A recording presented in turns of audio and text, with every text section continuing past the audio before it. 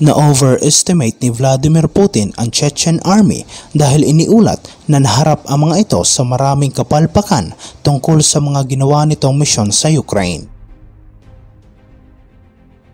Si Ramzan Kadyrov, ang leader ng Chechnya region ng Russia at isang malapit na kaalyado ni Vladimir Putin, ay nagsabi na nagpadala siya ng 1,000 elite na mandirigma sa Ukraine upang tumulong sa Russian military. Ang nasabing Chechen leader ay inakusahan ng mga pang-aabuso sa karapatang pantao, kabilang na ang torture, at buong ipinagmamalaki rin niya ang kanyang mga tauhan na nakikipaglaban sa Ukraine sa pamamagitan ng pag-upload ng mga video sa Telegram. Sa kabila ng kanilang nakakatakot na reputasyon, ang kanilang record sa pakikipaglaban sa mga pwersang Ukrainian ay hindi gaanong kahanga-hanga dahil sa mga kapalpakan.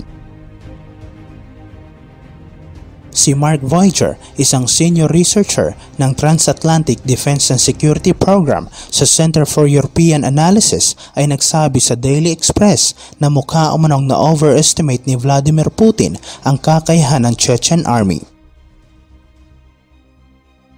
Sinabi ni Voiger na kilala ang mga Chechen na sundalo sa pagre-record ng mga videos at pagpo-post ng mga ito sa social media, na kung saan sila ay parating sumisigaw at ipinapakita ang mahaba nilang balbas at AK upang manakot.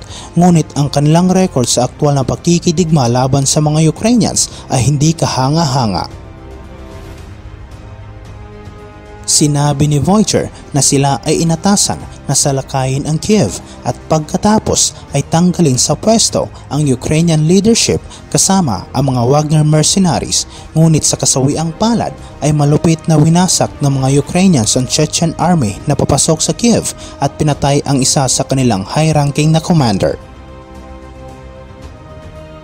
Noong Marso, naiulat na ipinadala ni Vladimir Putin ang mga elite Chechen hit squad upang patayin si Ukrainian President Volodymyr Zelensky, na kung saan ay nanatili sa Kiev sa unang yugto ng pag-atake. Sinabi ng Ukraine National Security and Defense Council Chief na si Oleksiy Danilov na pinaalam ng mga espiya ng Russia sa kanila na mga Chechen Special Forces ay ipinadala ni Kadyrov upang patayin si Zelensky. Matapos ang maraming kahihiyan, binigyan ni Vladimir Putin ang Chechen Army ng ibang misyon, ngunit itinuturing ito ng mga analista bilang isang nakakabahala at masamang plano ng Russian leader.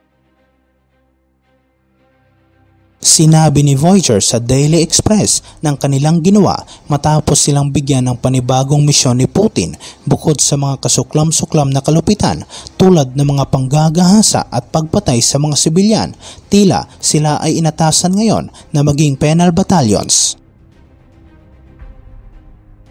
Ang penal battalions ay inilalagay upang kontrolin ang mga disillusioned na tropa na nag-aatubiling kumilos kapag sila ay binigyan ng utos ng kanilang mga opisyal o di kaya ay nagtatangkang tumakas.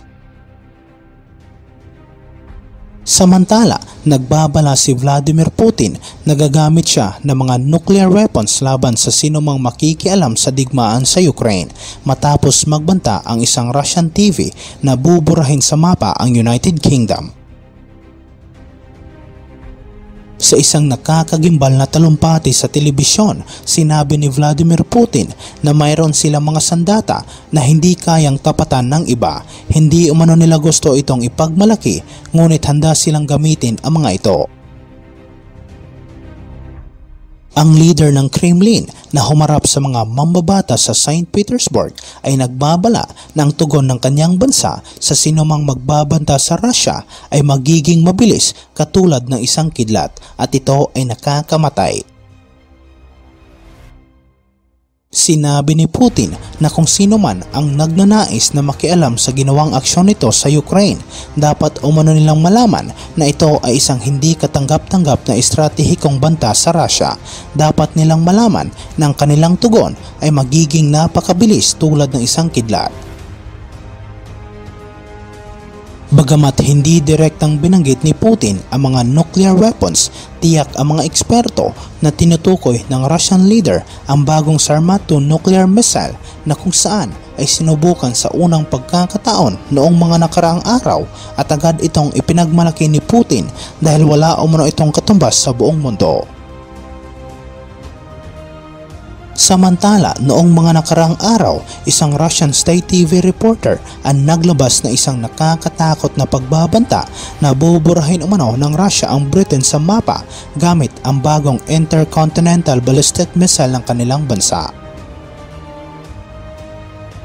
Inanunsyo naman ng Kremlin ng Russian military ay gagawa ng humigit kumulang 40 ICBM Strategic Combat Sarmat Systems na nagtatampok ng hypersonic 208-ton 15,880 miles per hour na armas na binansagang Satan II. Iniulat na i-deploy ng unang regiment ang mga bagong unstoppable na missile sa Krasnoyarsk, Siberia at ang deployment ay mangyayari sa huling bahagi ng taong ito. Ang isang pambihirang pagbabanta ng isang state-controlled na Russian TV sa Britain, ang pro-Putin na TV anchor na si Vladimir Solovyov ay nagsabi na as it turned out, one Sarmat means -1 Great Britain.